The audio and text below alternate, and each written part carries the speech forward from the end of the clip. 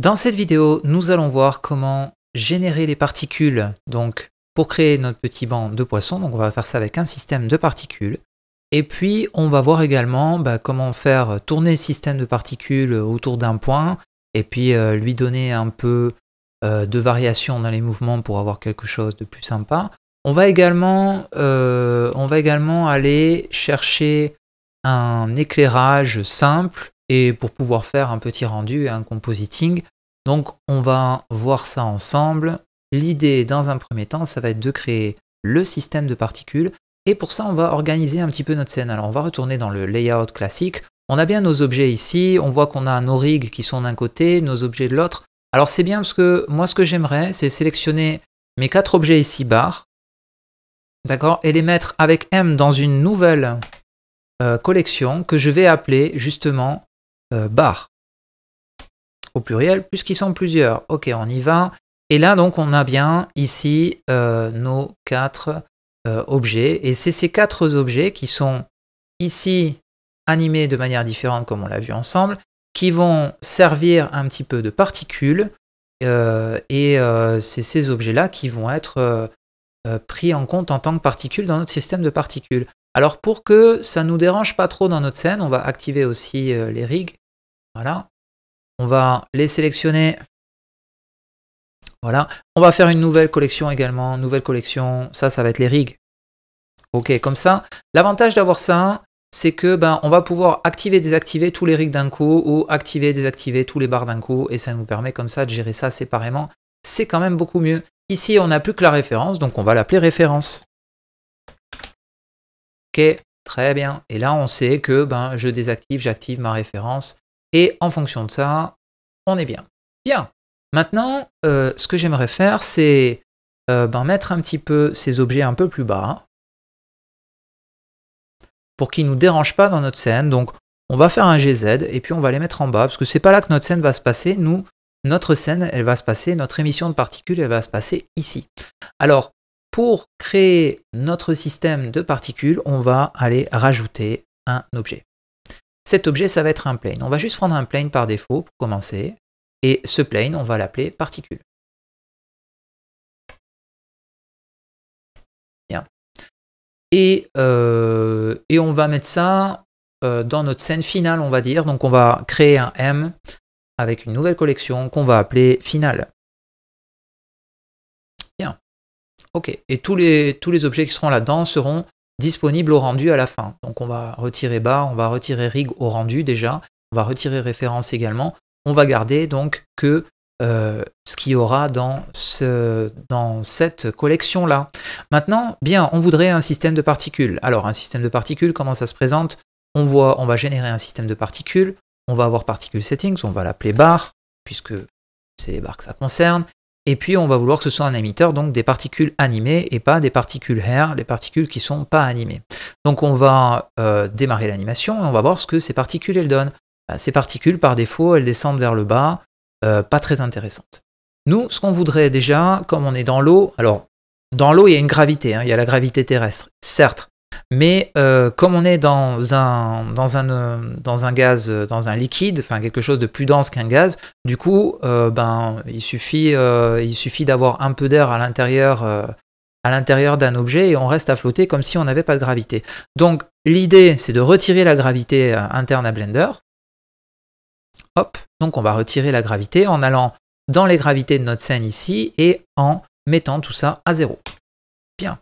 D'ailleurs, je vais en profiter, avant que j'oublie, de remettre ici le screencast keys. Sinon, vous allez être embêté. Et voilà pour ça. Donc là, maintenant, vous pouvez voir que quand je relance mon animation, donc vous pouvez voir que j'ai pu la gravité. Donc maintenant, c'est la face qui, en fonction des normales de la face, va émettre ici les normales sont dans cette direction. Donc, ok. Pardon, oui, en fonction de ça, ça va pas marcher. Voilà, je vais effacer tout ça. Si, je vais revenir dans mon animation pour voir où est-ce que j'ai marqué ça.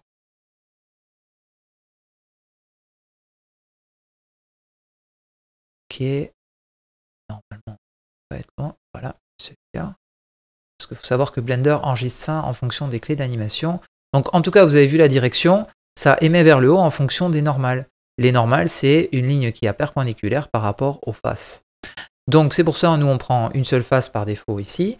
Et puis l'idée, ça va être déjà de l'orienter dans un sens. Donc on va faire un RX90.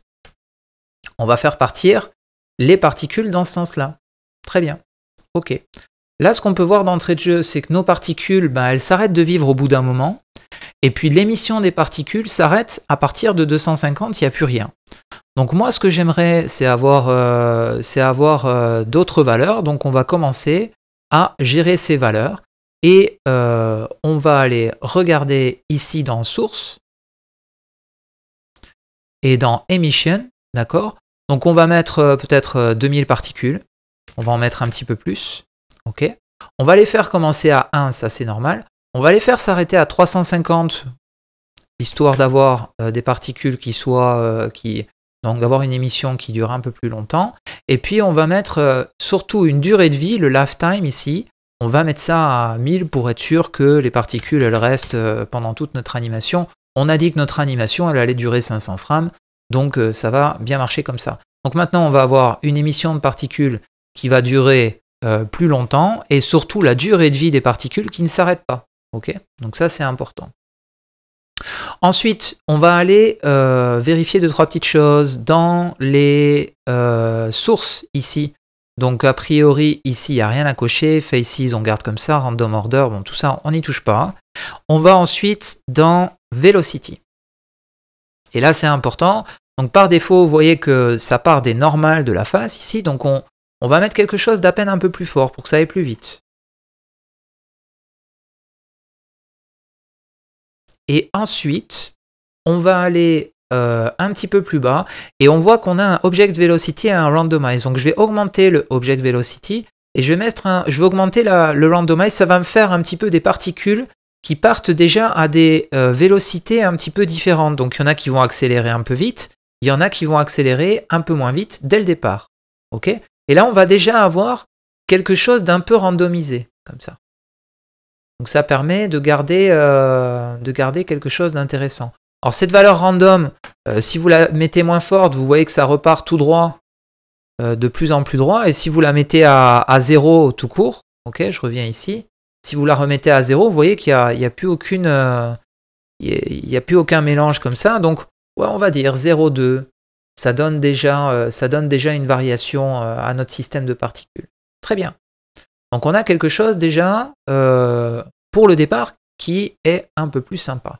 Maintenant, on va aller gérer deux choses. On gérera ici l'onglet Rotation qui va nous permettre de mettre les poissons dans le bon sens. Mais pour mettre les poissons dans le bon sens, il faut déjà mettre les poissons sur notre scène. Pour l'instant, on n'a que des particules ici qui partent, mais on voudrait avoir des poissons ici. Donc pour ça, on va aller dans l'onglet Render. On ne va pas choisir Halo, mais on va choisir la collection. Et c'est la collection bar qu'on voudrait mettre dedans. Donc on va choisir la collection bar. Et là maintenant, on a nos petits poissons qui nagent. On voit qu'ils ne sont pas dans le bon sens, certes. On a nos petits poissons qui nagent. Et puis voilà, on a une émission comme ça. Donc c'est pas vraiment ce qu'on veut par défaut. On veut gérer donc vraiment l'orientation de ces poissons. Donc on va aller ici dans l'onglet Rotation. On va cocher Rotation. On va cocher également Dynamic, je crois, si je ne me trompe pas. Voilà. Et dans Angular Velocity, a priori, il n'y a rien à faire. Et Orientation Axis, on va faire Known. Et là, on va voir un peu ce qui se passe. Voilà, donc là, on a toujours nos poissons qui sont dans ce sens-là. Vérifiez bien, des fois, ça peut arriver que Blender soit un peu feignant pour mettre à jour des choses. Donc augmentez juste d'un point ici et il va vous remettre à jour la chose. Donc là ce qu'on voit, c'est que on n'a pas la rotation qu'on veut. Donc nous ce qu'on va faire, on va juste sélectionner tous nos objets ici. Voilà, et on va faire un RZ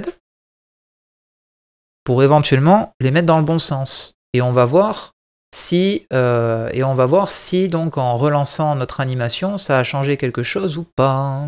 Visiblement non, j'ai oublié de cocher quelque chose quelque part. Qu'est-ce que j'ai oublié? Dans Render, probablement, il faut aller ici. il y a un endroit où il faut cocher Object Rotation. Et voilà. Et ça, ce sera mieux déjà.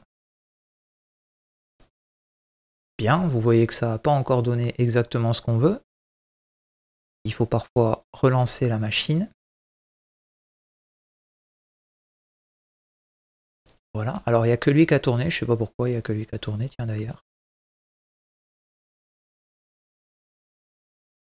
RZ90 moins.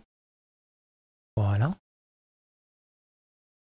Voilà. Et là, on a tout le monde qui est dans le bon sens. Ok, donc, on a bien nos petites particules qui vont dans ce sens-là et qui vont être émises dans le bon sens pour faire un joli banc de poissons. Alors, pour donner encore un peu plus de variation, là, on voit qu'on a des poissons exactement les mêmes, la même taille. Donc, on va pouvoir gérer un paramètre ici dans le scale. On va pouvoir augmenter ce scale un peu, peut-être. Voyons, on va mettre ça quelque part aux alentours de 0,100, je pense, 0,120, on va voir. Donc 0,1. Voilà, pour faire quelque chose d'assez dense hein, quand même dans l'émission. Et puis, on va voir également si on peut augmenter le scale randomness. Donc, c'est le scale randomness qui va dire ben, j'ai des poissons qui sont plus petits que les autres en fait.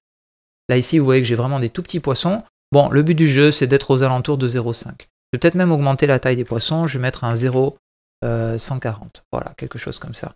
Et là, donc, je vais avoir vraiment ben, une émission qui fonctionne pas mal, qui est dans le bon sens. Et on a bien nos poissons donc, qui avancent au fur et à mesure. Très bien, parfait. Moi, ce que j'aimerais, c'est que mon émission, elle soit un peu plus encore random. Et pour ça, je vais passer en mode Edit dans l'objet qui émet ici. Et ce que je vais faire, je vais mettre en vue de côté et je vais faire une duplication ici et là. Alors peut-être même pas forcément en vue de côté, un petit peu partout.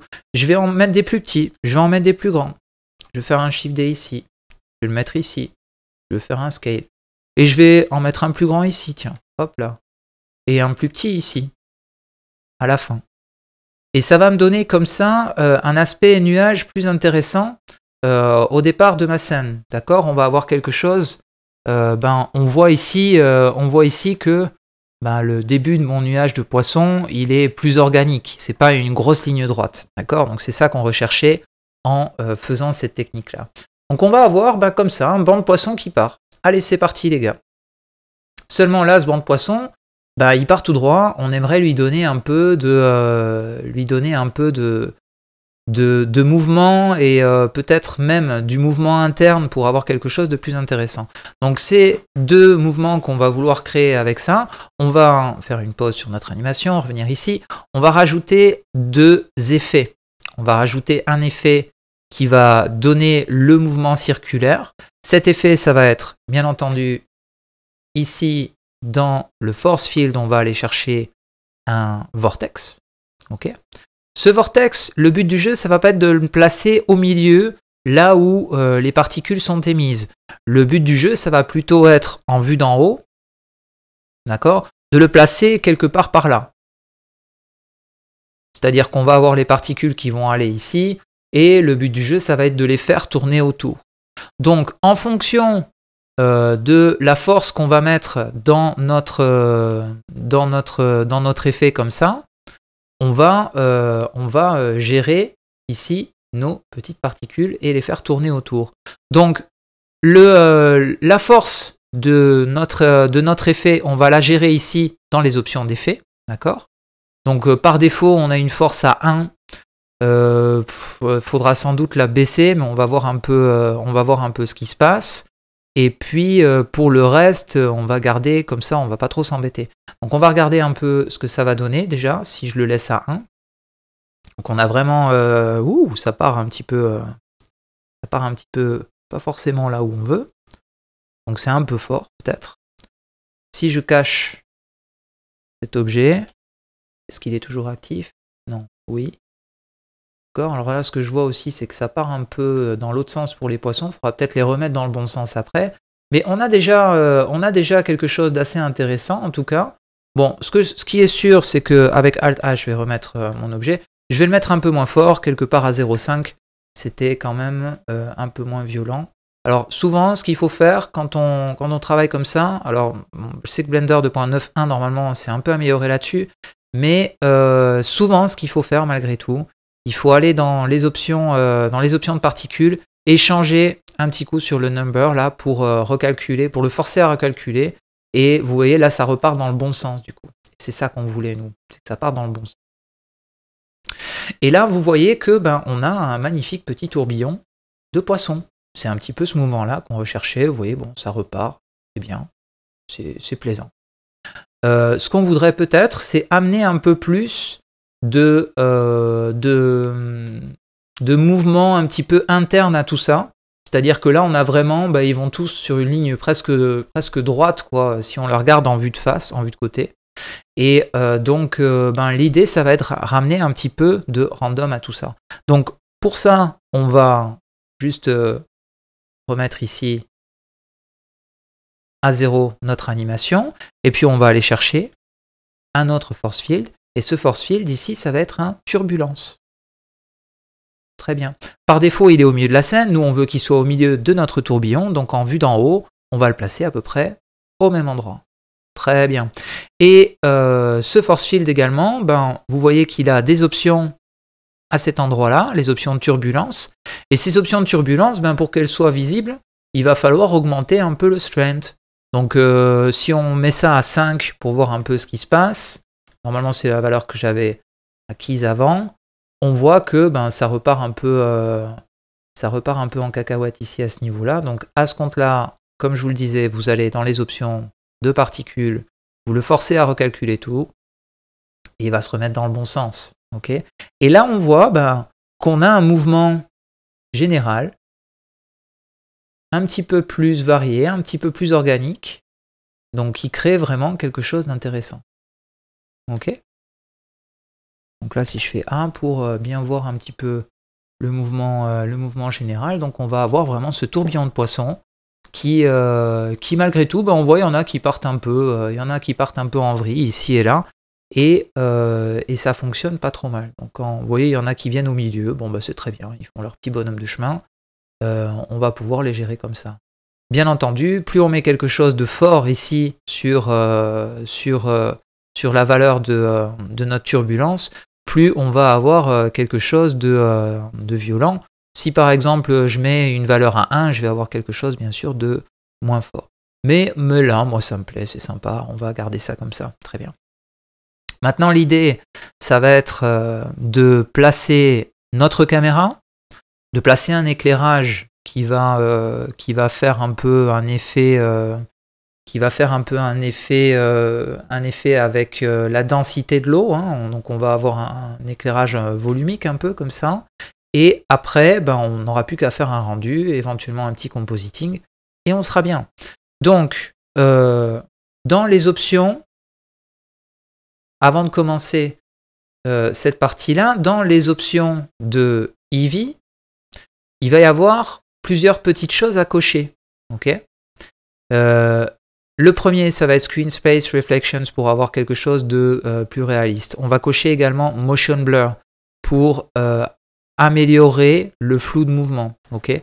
Dans les options de Motion Blur, donc vous avez le shutter ici que vous pouvez peut-être augmenter un peu. On va mettre ça à 0,8. Voilà. Et ça va faire qu'on aura un flou de mouvement quand on va faire le rendu de notre petite animation. Dans les options de Volumetrics ici, donc il va falloir mettre le tile size, on va l'augmenter un peu pour avoir quelque chose de plus joli. D'accord, on va mettre ça à 16. Et le sample, ça à 128. Voilà. Pour le reste, normalement, start 1, end 100. On a suffisamment. Le but du jeu là ici, le end 100, c'est juste pour nous dire que la taille d'un volume en tout. Donc on voit bien que de toute façon notre scène elle fera pas plus que 100 unités Blender. Une unité Blender, je rappelle que c'est le petit carré qu'il y a là. Donc ça nous permet de voir que ici ça devrait bien se passer. Pour le reste on touche à rien. Ici dans les options de film, est-ce qu'on va utiliser l'option de transparence ou est-ce que je vais utiliser le world? On va cocher transparent. Allez. Et à partir de là, on verra ce qu'on va pouvoir faire. Très bien. Donc, on a ici notre caméra à placer maintenant. Donc le but du jeu, ça va être de lancer l'animation, voilà, quelque part, pour avoir vraiment ben, l'ensemble du mouvement, avoir le cercle complet. Ok. Et puis on va pouvoir rajouter notre caméra assez proche des poissons, hein, en fait. On va faire Shift A, caméra, d'accord. Cette caméra, elle va être dans l'onglet final, tout comme les turbulences d'ailleurs, le vortex. Voilà. Donc on va mettre tout ça dans la collection finale. Très bien. Et cette caméra, ben, je vais la sélectionner. Et puis en vue, ici, caméra. Donc pour aller en vue caméra, je me mets en vue 0. Je vais pouvoir aller sélectionner ici le Camera to View, ce qui va me permettre de zoomer exactement comme dans ma vue 3D à l'intérieur de la caméra. Donc le but du jeu, c'est de ne pas avoir l'émetteur dans la vue de notre caméra, mais d'avoir une vue sympa quand même. Donc quelque chose comme ça me paraît envisageable. Très bien. Après, bah, vous pouvez chercher quel est le meilleur angle de vue. Le but du jeu, c'est de voir tourner nos petits poissons. Et puis voilà, on ne va pas aller plus loin. Je ne vais pas perdre trop de temps par rapport à ça. Très bien. Maintenant, on va créer un éclairage correct. Donc si je me mets en vue 3D ici, que je fais un Z, ok, en rendered, j'attends un peu de voir ce qui se passe. Donc ben, pour l'instant, j'ai que mes poissons avec un monde gris autour. Donc rien de fou, hein, a priori, pas trop intéressant à rendre tout ça. Donc l'idée, ça va être d'amener ici un système d'éclairage. Le système d'éclairage qu'on va apporter, il va être assez simple. Ça va être juste un éclairage vers le haut avec un sun. Ok. Éventuellement, on peut utiliser un Easy HDRI pour rapporter un peu d'ambiance à notre world, mais c'est pas obligatoire. On va juste d'abord rajouter ce fameux sun. Donc avec Shift A, ici, on va rajouter un light sun. Bien. On voit déjà qu'on a un éclairage global. Très bien. Ça, c'est utile pour nous. Et puis, on va augmenter la force de ce sun. On va probablement aller ici aux alentours de 10. Voilà. Avec une lumière légèrement bleue, puisqu'on est quand même dans la mer, hein. Faut se rappeler de ça. Donc on va mettre une lumière légèrement bleue et voilà, donc on a une première chose. Maintenant, alors éventuellement, si vous voulez rajouter un peu d'ambiance et de reflets, tout ça, vous pouvez ajouter une HDRI. J'adore utiliser l'add-on Easy HDRI, je vous conseille de le télécharger si vous ne l'avez pas fait. Mais c'est pas une obligation ici, hein. Nous, ce qu'on va rajouter, c'est ici un grand cube. Donc je vais mettre en vue non rendue pour ça. On va rajouter un grand cube qui va prendre toute notre scène.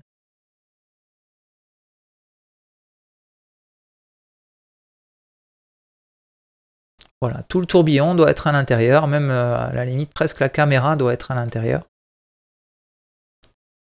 Et ce cube, on va lui donner ici un matériau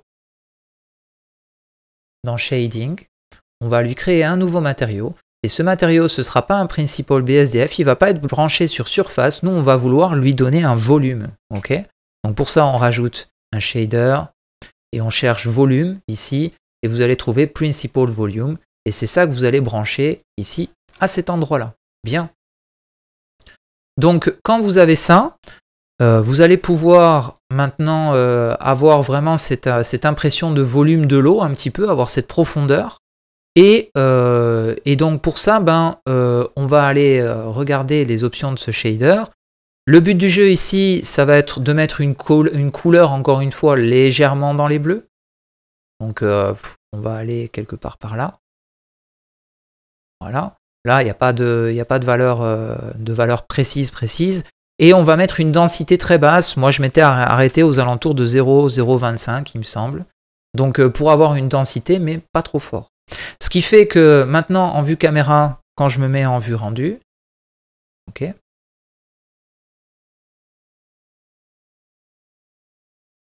Est-ce qu'il veut pas? Bah oui, j'ai branché sur surface, donc ça va pas marcher. Mettre sur volume, ça risque de mieux marcher.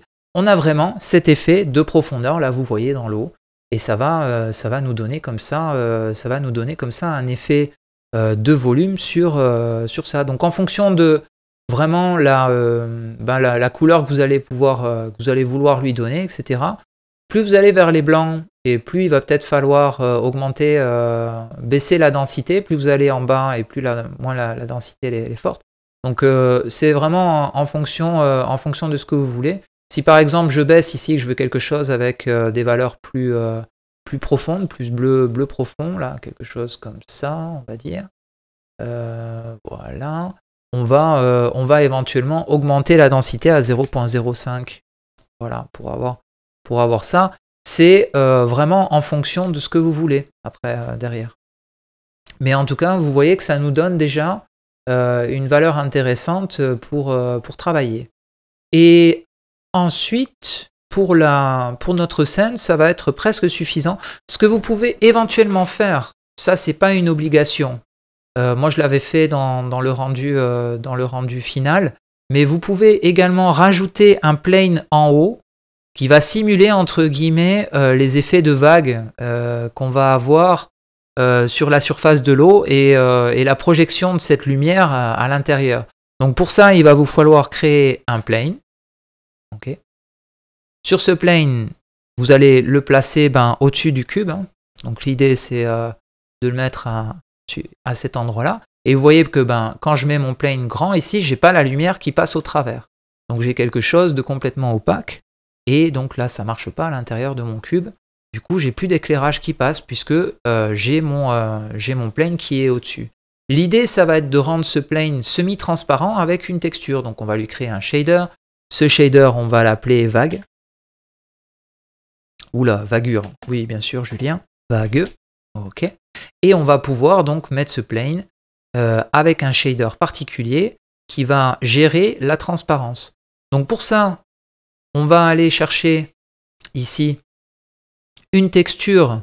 On peut prendre une texture de noise, hein, ça va très bien marcher. On ne va pas s'embêter à faire quelque chose de trop compliqué. On va rajouter un noise. Donc, on va dans texture, noise texture. Okay. On va brancher ici ce noise texture sur un color ramp.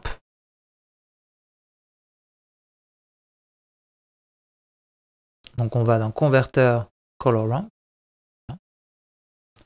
Et on regarde à la sortie de ce color ramp. Okay. Donc là, on a une valeur qui est comme ça par défaut. On va probablement augmenter le scale pour avoir quelque chose de plus petit. Okay. On va baisser le niveau de détail parce qu'on ne veut pas avoir un détail fou, hein, mais en tout cas, on veut vraiment augmenter ce niveau-là. Et puis, à l'intérieur du color ramp, on va également augmenter les valeurs de noir pour faire en sorte de contraster et les valeurs de blanc pour faire en sorte de contraster entre les deux. Okay. Maintenant, on va rajouter un shader transparent. Shader transparent. On va rajouter un shader mix shader. On va mixer les deux ensemble. Et on va pouvoir maintenant avoir un material output et utiliser ça en facteur de mix. Ce qui fait que à la sortie de ça, on devrait avoir quelque chose de transparent. Si, encore une fois, attention, dans Eevee, c'est pas activé par défaut. Si on active la transparence ici, donc on va faire alpha clip et shadow mode alpha clip également. Et là, vous voyez qu'on a ces raies de lumière qui passent au travers et qui donnent encore un effet encore plus intéressant qu'avant. Donc, si vous mettez une petite rotation éventuelle sur le, je vais réussir à l'attraper, il est là. Sur le sun, vous voyez qu'on va avoir déjà un rendu plus intéressant. Ok. Et là, donc, on a bien nos rayons de lumière. En fonction de la taille que vous allez mettre, vous pouvez augmenter la taille à fond, là ici par exemple, aller vers une valeur assez forte, augmenter la taille de votre objet et éventuellement animer votre objet pour faire en sorte que les rayons ne soient pas statiques. Donc par exemple, si je me mets en vue, si je me mets en layout ici et que je mets mon objet à cet endroit-là en faisant un GX, d'accord? Il faut juste qu'il soit toujours au-dessus de mon cube. Je fais un insert location en frame 0. Et je vais mettre en frame 500. Je vais le bouger dans l'autre sens tout doucement. Hop, voilà ici. Et j'insère une clé de location également. Ce qui fait que là maintenant, je vais avoir un mouvement comme ça, de là vers là. Et ce qui fait que ben, j'aurai quelque chose de non statique dans mes rayons. Hein. Donc j'aurai quelque chose de plus intéressant. Voilà, si je me mets en mode render ici, vous voyez là, j'ai les rayons qui sont comme ça. Si j'avance un petit peu, j'ai des rayons qui sont différents. Et ça va comme ça me permettre d'avoir quelque chose de non statique à cet endroit-là. Ok? Très bien. On a ça qui est géré. Alors bien entendu, là je l'ai peut-être mis un peu rapide, tout ça. C'est des questions qu'il faut regarder après avec des tests d'animation. L'avantage avec Eevee, c'est que bah, si on se met au milieu d'une frame là ici et qu'on fait un rendu, ça va quand même assez vite quoi. Ouais, alors là c'est parce que j'ai pas mis en place mes particules, j'ai pas fait le bake de mes particules, donc on va faire ça tout de suite. Comme ça va nous permettre d'avoir ce qu'on veut. Donc je vais aller dans mon système de particules, je vais faire dans cache ici, et je vais faire un bake all dynamics. Voilà, il bosse un petit peu, et ça me permet donc ici, après, ben, ça lui a pas plu, faire un delete bake, ok, remettre ça à 2001, et refaire un bake all dynamics encore une fois. Voilà, ça me permet d'avoir les particules qui sont bien présentes après à chaque rendu. Donc maintenant, si je fais mon rendu, il veut toujours pas. Qu'est-ce qu'il a le coco? Ah bah c'est parce que j'ai pas activé les barres au rendu, probablement. Voilà. Et là, on a bien donc nos poissons qui sont là et et vous voyez que le rendu est extrêmement rapide, hein, moins d'une seconde. Donc après, en fonction de votre carte graphique, ça ira plus vite, moins vite, voilà. Mais là, vraiment, on a quelque chose quand même d'assez rapide et d'assez efficace. Donc voilà pour un rendu qui pourrait être utilisé en compositing. Pour faire ce fameux compositing, justement, on va utiliser 2-3 petites choses. On va aller chercher ici dans les options de compositing, donc ici de layers. On va cocher 2-3 petites choses. On va cocher les options de mist. C'est ça qui va nous intéresser. Et puis après, le reste, ça devrait bien se passer. Très bien. Et on va passer à l'onglet compositing, justement. Ok. On va se mettre à une frame intéressante. On fait le rendu et on voit ce qui se passe. Bien, on a ça. Le premier truc qu'on fait dans l'interface de compositing, on coche use nodes. On va cocher backdrop si on a envie ou pas. Moi, j'aime pas trop utiliser le backdrop. Le backdrop, en fait, me permet d'avoir directement le rendu dans la vue d'interface des nœuds. Je trouve que ça aide pas à la visualisation d'ensemble. On a les nœuds devant, etc. Bon, bref, chacun son truc. Il y en a qui aiment bien, moi, j'aime pas. Je préfère utiliser le image editor ici et aller chercher le viewer node, ce qui me permet d'avoir le rendu directement ici et de faire mon compositing comme je le souhaite. Très bien. Donc, le premier truc qu'on va faire, c'est rajouter un fond. Pour l'instant, on a une transparence et on va utiliser le facteur de mist ici également pour créer un effet un petit peu brouillard, quoi. Donc, l'idée pour ça, ça va être de gérer ce facteur de mist, ok, et d'utiliser ça ensuite en fonction de ce qu'on veut, soit en multiply, soit en add. On va voir un peu comment on va gérer ça.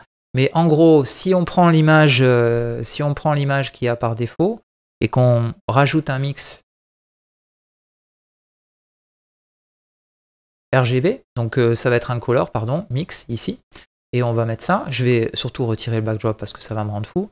Et je vais essayer de brancher le mix ici et de voir un peu ce qu'on a à la sortie. Donc en fonction de ce que vous allez mettre, si vous faites un add là, vous allez rajouter uniquement les informations de blanc, ok. Donc vous voyez que ces informations de blanc, c'est bien, mais ça ne va pas forcément nous aider à faire exactement ce qu'on veut. Par contre, en baissant le facteur, on va avoir quelque chose de de plus ou moins fort, comme ça. Okay, mais le premier des trucs qu'il va falloir faire, c'est mixer ça, l'entrée, sans utiliser le mist pour l'instant. Mixer l'entrée ici avec la couche alpha à une couleur. Okay, ça va nous permettre d'avoir quelque chose de plus correct à la fin. Si je ne me trompe pas, alpha ici, montre-toi. Ouais.